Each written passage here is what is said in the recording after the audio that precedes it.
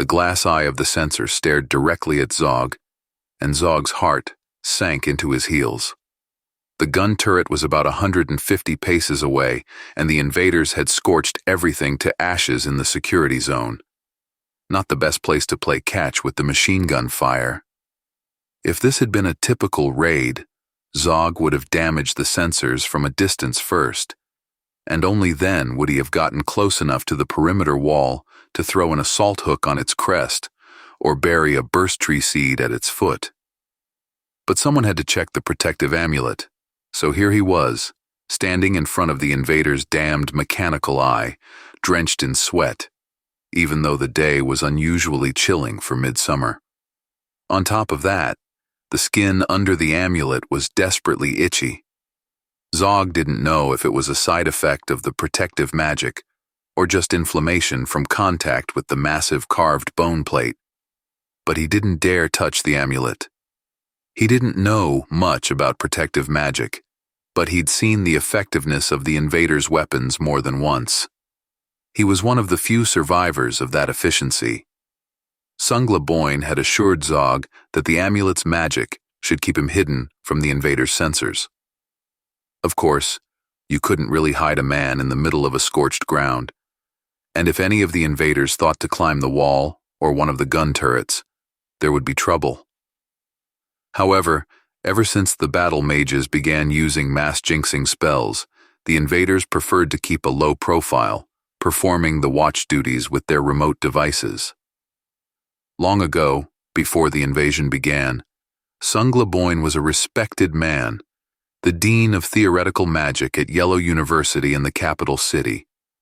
Now, the capital was a melted radioactive ruin, and Sungla Boyne commanded the combat mages of the Northern Resistance Wing, or rather, what was left of the Northern Wing after the invaders had carried out a massive mopping-up operation.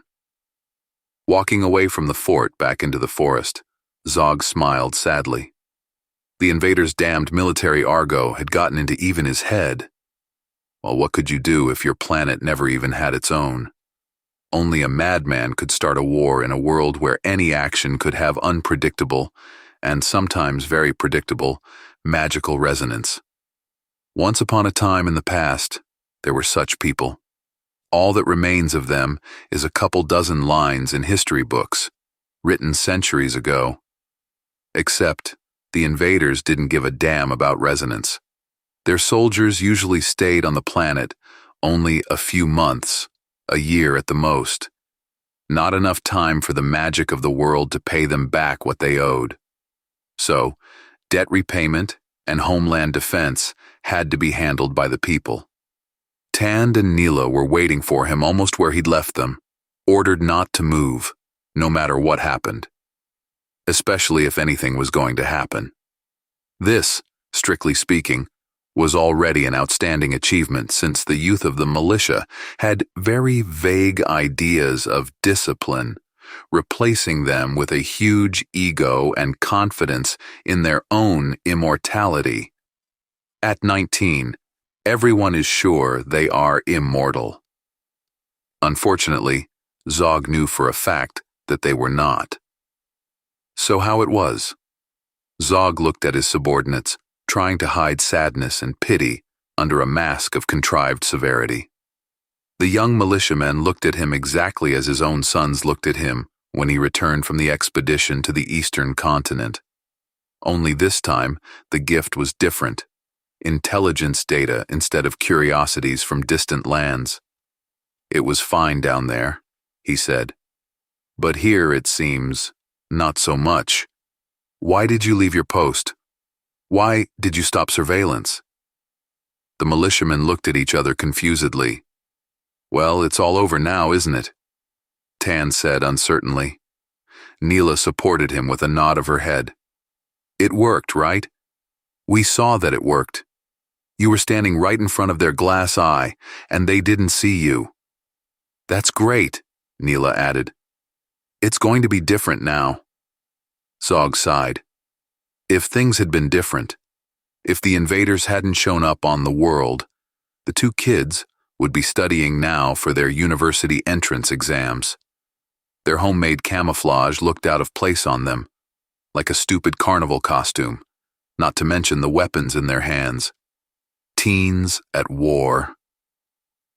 "Okay," he said in a firm voice, which, despite all his combat experience, literally from the first days of the invasion, still remained the tone of a university teacher reprimanding negligent students. "You should have been arrested for leaving your post unauthorized in combat." The young militiamen's faces stretched. "But we are not invaders. We have no punishment companies or court-martials. Therefore, you are suspended from participation in combat missions for the next 2 weeks and seconded to the kitchen. You'll be peeling vegetables and cleaning cauldrons. I hope this will teach you to follow orders." The desperation on the teenagers' faces became even more obvious. "That's all right," Zog thought. "It'll do you good, and keep you away from the front lines for a while at least. Who knows, you might be able to survive at least the rest of this year." "Neela, any contact with the camp?" The girl nodded. "I made contact on schedule 10 minutes ago, reported to Sungla that you've gone to fulfill a crucial phase of the operation." Zog grinned. At least they'd done something right. "Did he say anything?" Neela made a displeased grimace. "He expressed his satisfaction with the current state of the mission." Zog grinned again. He knew he would get some tough time by Sungla when he returned to camp. But the militia didn't need to know that, especially not the reasons why. "Call him again and report the results and that the group is moving back. After that, we leave immediately. Tand, keep an eye on the invaders' fort, and don't miss a thing, not the slightest movement." The teens obeyed without question, probably hoping that if they behaved properly, Zog would take pity on them and change his mind. Children. Many mediums required some sort of substance or ritual to establish an etheric connection, but Neela had a rare natural gift. She was able to go into a trance at will, at any moment, and almost instantly. This was what made her indispensable for such reconnaissance missions. Radio transmissions could be easily intercepted and pinged, especially with the technical capabilities of the invaders. But the etheric communication of mediums was far beyond their comprehension. Those whose civilization was based entirely on the achievements of science and technology used to consider any magic as fairy tales. At first, this played strongly into the hands of the resistance. Unfortunately, it soon became clear that the invaders, for all their skepticism and belief in science's steadfastness, could learn and find answers to any new challenges. Of course, they did not start using magic themselves. That was too much for them, especially since the true magical gift must be nurtured and developed from childhood. But as soon as the invaders realized that this new factor, unknown to them before, was a reality, they immediately began to consider it when planning their operations. Zog glanced at Neela, who was frozen like a statue, then looked back at the invaders' fort. So far, it has been quiet, but the possibility of a surprise attack cannot be ruled out. Thanks to Sungla, who had developed the large magic net method, the resistance fighters were now almost free of the invaders' reconnaissance drones. Those damned little skittish devices, both autonomous and remotely controlled, had caused a lot of trouble before. As soon as they detected something suspicious, artillery shells or missiles would immediately strike at the coordinates transmitted by drones. And the invaders could consider anything suspicious, up to a peasant's barn or a cart with hay. Spreading the magical net required little talent or effort, but it was enough to instantly bring the device down to the ground. The invaders began to lose them by the thousands and soon almost stopped using them, either because they didn't have time to replenish their supplies or because they didn't believe in their effectiveness. But they were more willing to send out scouting parties of 5 or 6 soldiers, better armed and equipped than the resistance fighters, If such a unit spots Zog's group, they will stand before a straightforward and brutal choice: try to escape or die. Usually the invaders took no prisoners. Nilla shuddered, stretched her body, and opened her eyes. "They're waiting for us," she said to Zog. "Our orders are to return to camp ASAP.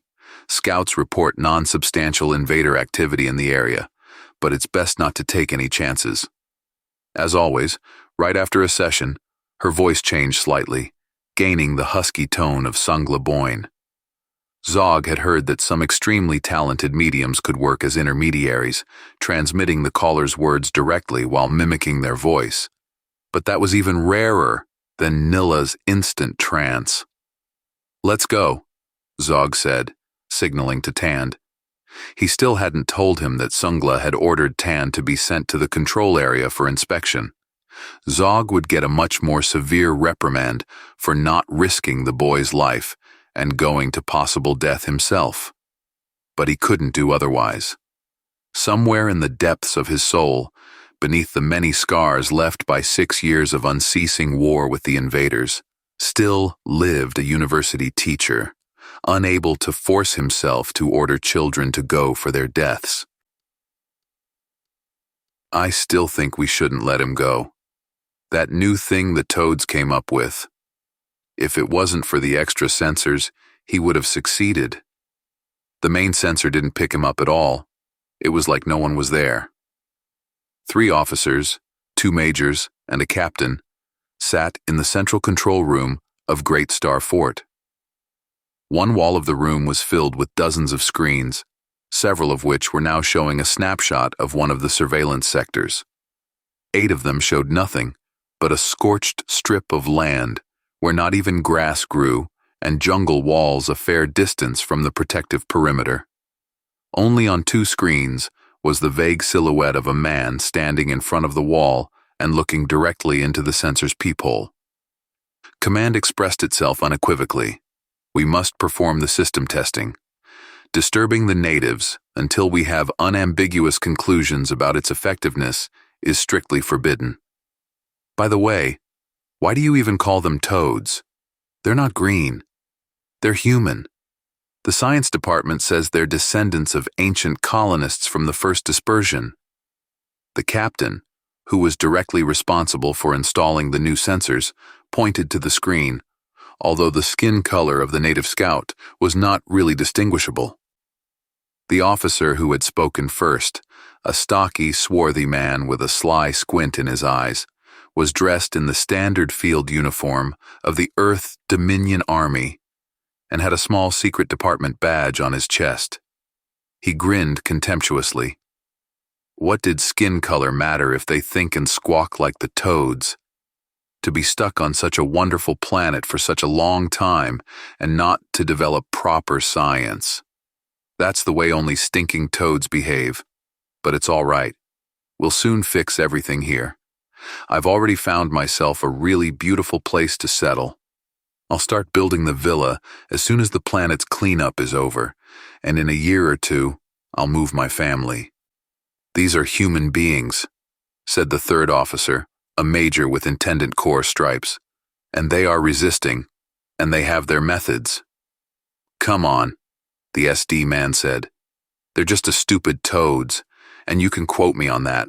Just look at all their barbaric mumbo-jumbo. And they dragging their children into this mess too. No, this crazy contagion can only be burned out from the root. Well, with the new sensors, we'll be on them in no time. Besides, I've heard a rumor from the HQ. The Gamma Sector Command has promised to give us some serious weaponry. Something that'll allow us to take out all their dug holes at once. Then we'll finally have a life here. I'd like to know how the barbaric mumbo-jumbo can jam the orbital surveillance, the captain said. After successful strikes on their capital and 2 supply bases, they somehow jam all long-range surveillance systems. Also, their damn dragons destroyed all our aircraft, though we seem to be able to kill them all in the end. And they've learned how to catch our drones, too. Do you know what kind of equipment we can receive? We could use a few squads of orbital-based all-purpose attack aircraft. The Major spread his hands. You know, at this level, my security access is only good for passing on rumors, but I still hope that we'll be able to turn the tide and complete the cleanup of the planet. The Intendant shook his head. We need to finish this as soon as possible. I recently received a report from the Psi Corps, which has been conducting a routine morale study of the troops stationed on the planet. You can both guess the results of that study. I guess things aren't looking good, the captain said. Even worse, the soldiers are scared. The wildest rumors are circulating in the units about battle demons, armies of the living dead, and entire units turned alive into mummies. Officers are trying to raise awareness, but the soldiers refuse to listen. I wouldn't listen either, the captain said. Just a few days ago, I visited 2 soldiers from my company in the hospital. Well, if they were not living mummies, I do not know what to call it. Doctors only throw up their hands, saying that a person in such a condition cannot be alive, but they live. Yet they can't explain what happened to them. They came back from a patrol, and a couple of days later, they started drying out. The whole company thinks it was a spell inflicted by a local sorcerer. How am I supposed to convince them when I'm unsure of anything? The SD Major slammed his fist on the table. Just drop this nonsense, both of you. Yes, the local barbarians have some specific skills and features typical of a biological civilization.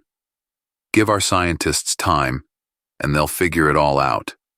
It's just difficult to conduct such research in the conditions of constant hostilities. But that's our task, to ensure a safe environment on the planet. The Intendant grimaced. Listen, don't give us the official propaganda. You're spending week after week either in the headquarters at the central base or in some safe bunker while we communicate with the personnel here on the front line. People are already afraid to go on patrol. The SD Major squinted maliciously. They should be more afraid of the court-martial for refusing a combat order. The captain shook his head. If we go this way, we will end up with the decimation. But I'm not sure that even such a threat will help. No, we need other solutions. Like these new sensors. What if we could somehow equip missiles with them? By the way, what biological abilities you would use to explain how they jam any surveillance equipment? I don't know, the SD Major muttered. We should ask the scientists. Better ask them how to establish an uninterrupted supply to distant forts and outposts, the Intendant said. Local guerrillas destroy every second convoy, and the command refuses us in orbital transport. They say using such expensive equipment on a backward planet would be a waste of resources. What am I supposed to do in this situation? All we need to do is find their bases, the SD Major sighed. And then our headquarters would force the High Command for an orbital bombardment. Remember how wonderful it worked out with their capital? A couple of nukes were enough to vaporize both the Toad government and most of their army.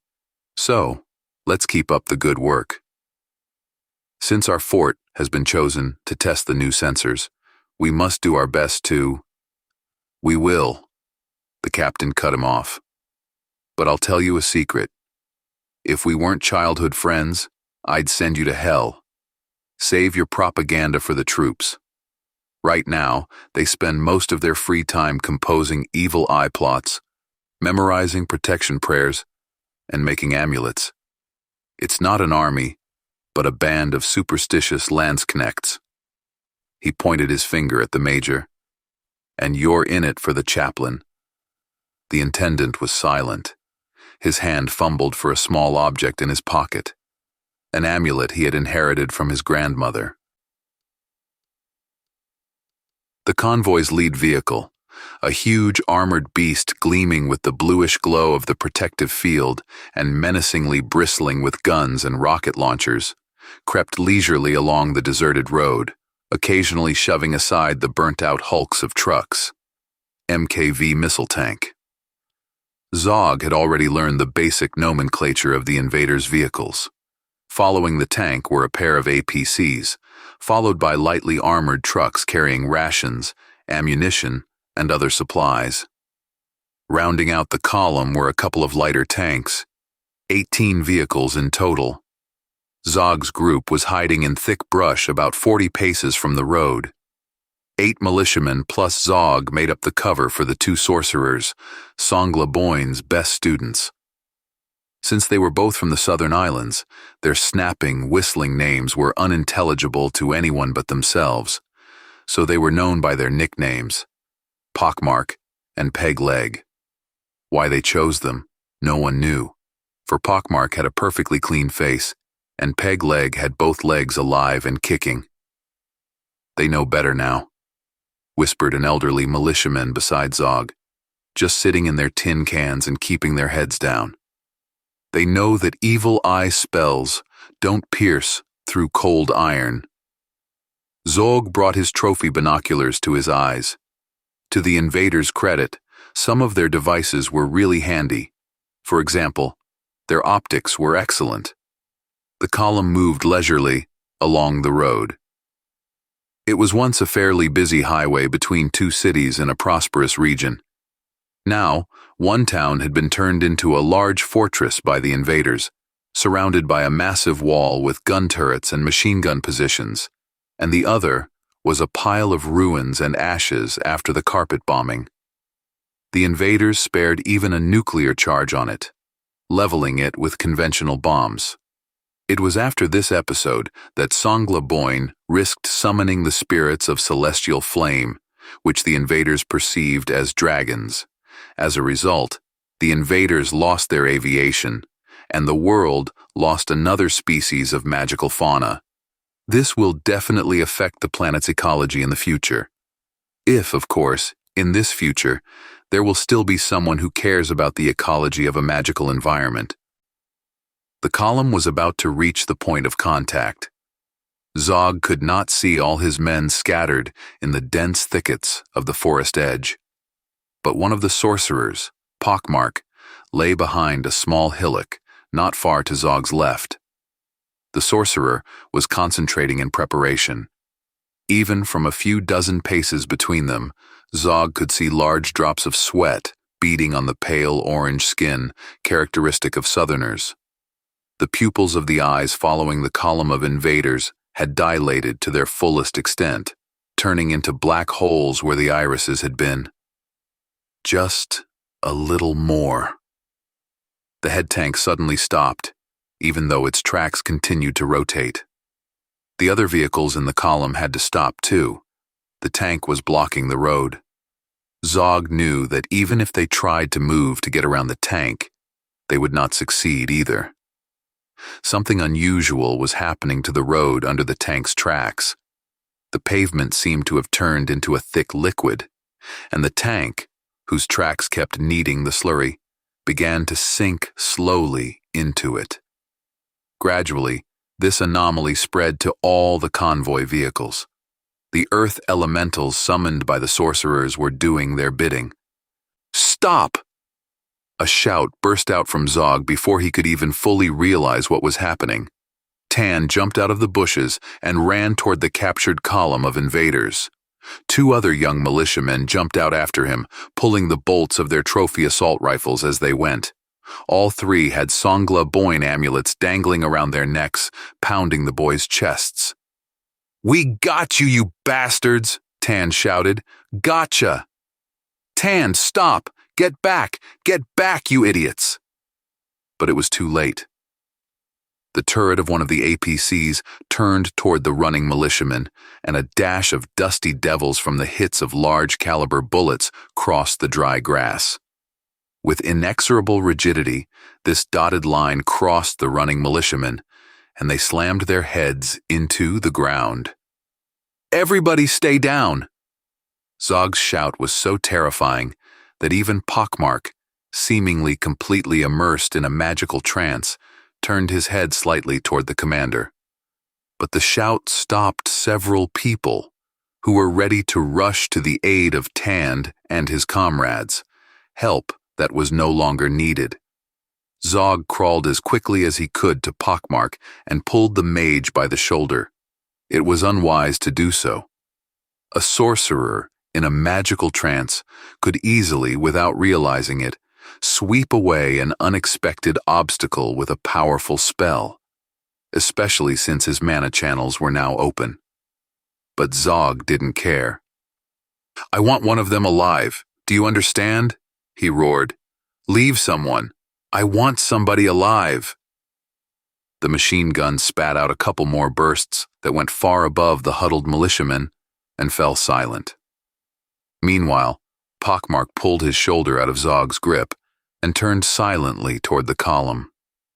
Pegleg couldn't even be seen from where they were, but Zog knew the mages were synchronized in the etheric plane and working as one. Pockmark made no passes, no flashy gestures, no meaningless words. Instead, he just closed his eyes and breathed fast. The invaders had already suspected something was wrong. Several vehicles' hatches opened, and figures in uniforms and with weapons emerged. But that didn't make any difference.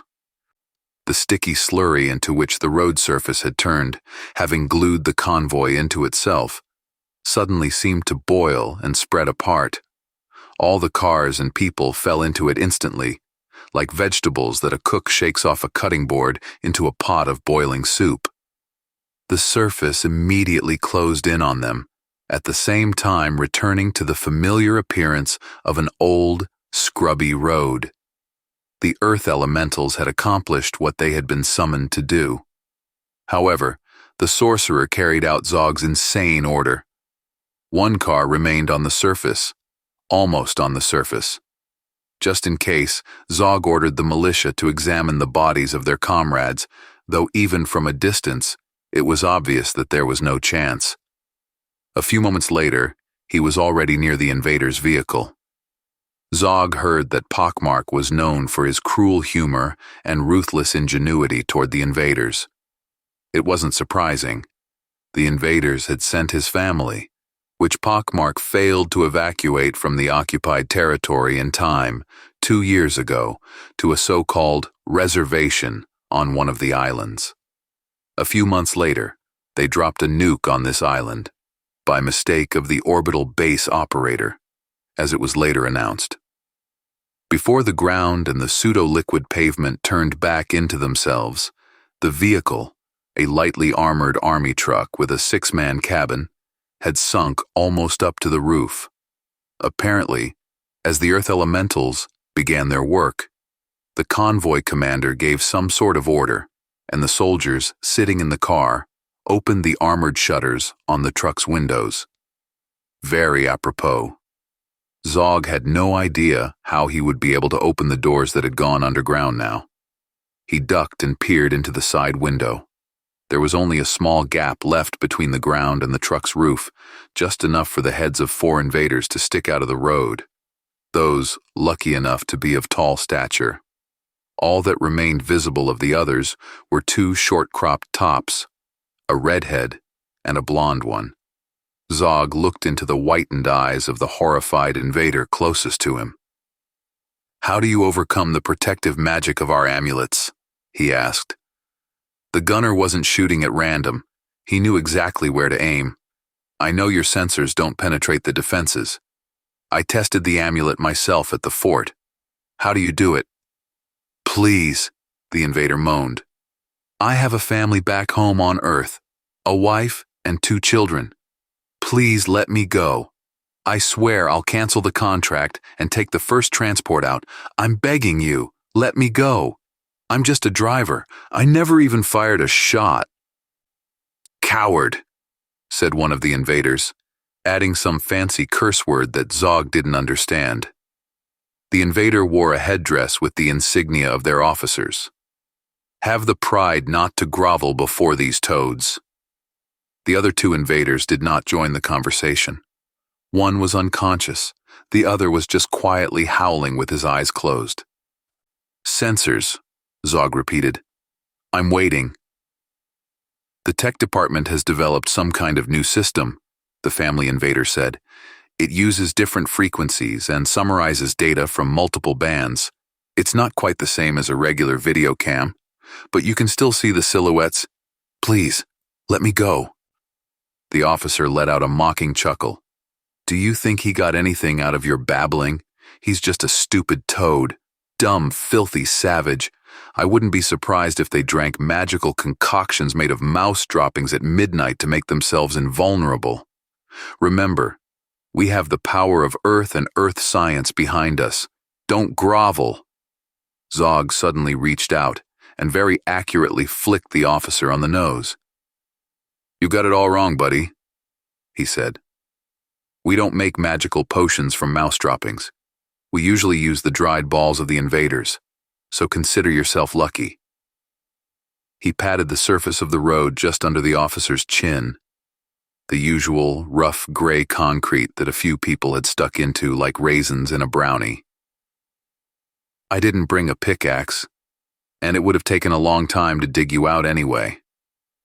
He got up from his knees and turned to the forest. Please, came a desperate cry from the cabin.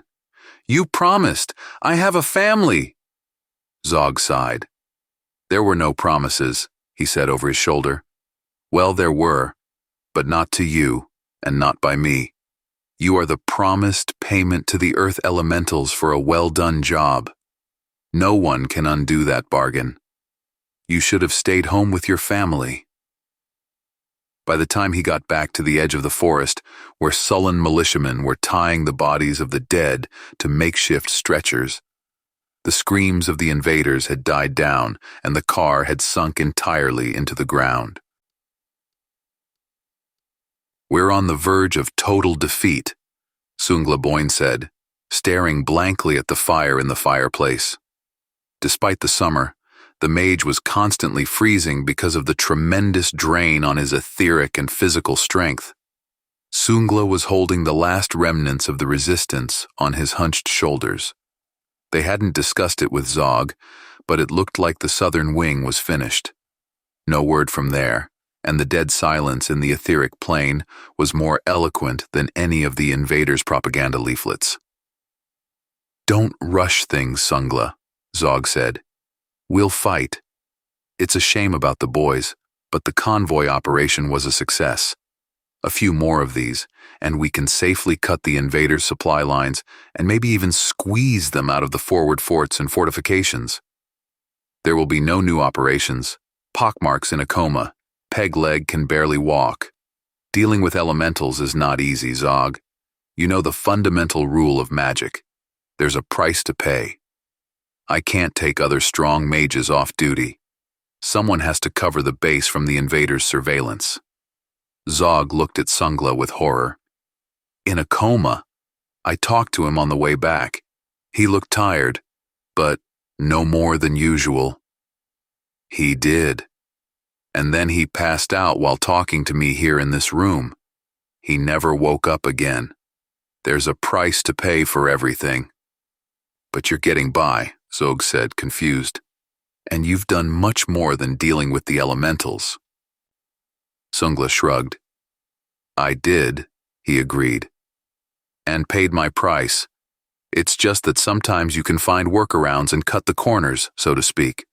But you still have to pay, unless you can bargain for a discount. You can't cut corners with elementals. Zog, what happens to us if a few more sorcerers break? In time, of course, they'll recover. I'm hoping even Pockmark will. But that could take weeks, if not months. What happens to the base if it loses the invisibility dome? We'd have virtually no chance. Virtually? Zog was wary. Sungla's last phrase was both reassuring and hinted at despair. What do you mean?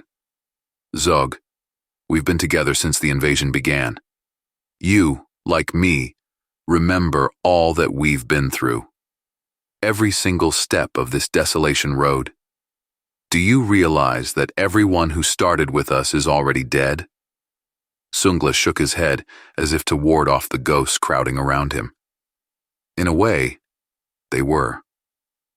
That's why I can tell you. In fact, you're the only one I'll risk sharing it with." He finally turned away from the fireplace and looked Zog straight in the eye. "I've made a deal with the Lord of Chaos." Zog was speechless for a few moments in surprise. The Lord of Chaos, called so for lack of better words in the human language, was the strangest and most terrifying of the etheric entities, so much so that only a few people were sure about his existence. To most of the world's population, the Lord of Chaos was a monster from children's scary stories, something that could be imagined but could not exist. Even the title Lord was artificial. It would be more accurate to call it an impersonation of chaos, the chaos itself. "You did what?" Zog interjected. "Sungla, do you realize this is worse than even the invaders?" Sungla suddenly jumped up from his chair and grabbed Zog by the clothes, pulling him closer. The old mage was almost twice Zog's age and still looked tired. But right now, Zog felt like a mouse clutched in a fist. Sungla's grip was such that Zog wouldn't even try to break free. "What did I do? You're asking me what I did. I saved us. All of us, including you, by the way. Where do you think I got the strength to keep the invisibility dome up, to support the other mages, to charge hundreds of goddamn amulets that now it turns out don't work? We'd all have been dead 6 months ago if it wasn't for the deal. Do you realize that, you goddamn hypocrite?" Sungla Boyne finally let go of Zog, who fell back in his chair. "But even that's not enough," the mage said in a suddenly casual, calm voice, as if the furious outburst had never happened. His shoulders sagged again, his back hunched. "Their damned science and their damned technology. They boast so ridiculously about their scientific advantage, and we look down on their bling so proudly. But the reality is, they win, not us." Zog wiped his sweaty forehead. "They win not because they have scientific superiority, but because they don't care about people's lives, both their own and the lives of others. They just destroy everything and everyone in their path and don't care what they lose in the process. But that doesn't mean we should give up or play by their wicked rules." He looked at the old mage carefully. "Songla, where is the seal?" Songla Boyne waved it away languidly. "Who cares? It doesn't matter anymore." He closed his eyes. "We need to move the base. Somewhere to the mountains, into the caves. It'll be crowded, but it's the only option." Zog looked at him and realized that all of them, the whole world, was literally on the edge of doom. The seal of the Lord of Chaos, a small artifact looking like an amulet molded from sealing wax, made the wearer invulnerable and empowered him, depending on the deal he made. But it also affected his mind in unpredictable ways. Yet, Sungla Boyne had shown no signs of madness in the last 6 months, so he had been wise enough to hide it somewhere instead of carrying the seal around. There was no need to wear the seal on you constantly to use the powers granted by the deal. Sungla spoke again. "I don't know how powerful these new sensors are, but we should expect the worst. If they can detect us from orbit or equip their missiles with them, we need to get to the caves as soon as possible. I'll give the order to begin immediate preparations to evacuate the base. The scouts had some options where to move the people. Help them. I've got sorcerers to take care of. We'll hold the dome until—" "Where is the seal? Sungla, do you bloody realize what happens if the seal falls into the wrong hands? It's bad enough that you made a deal with the Lord of Chaos, but what if someone who doesn't know what they're doing will find the seal? Where is it?" Some spark of realization flashed in the old mage's cloudy eyes. However, he didn't have time to answer anything because, at that moment, the first missiles hit the camp. Nilla was surprised that she was alive. When the hell of explosions and flames unleashed around her, she had almost no time to realize anything. The monstrous burning paw of the blast wave picked her up and threw her like a rag toy against the wall of one of the barracks. She thought she felt almost every bone inside her break, and the next instant, another blast wave swept away the barracks itself. Nila's consciousness faded as she flew into the pile of debris that was bound to bury her beneath it. Now, however, she suddenly realized she was alive, and seemingly unharmed.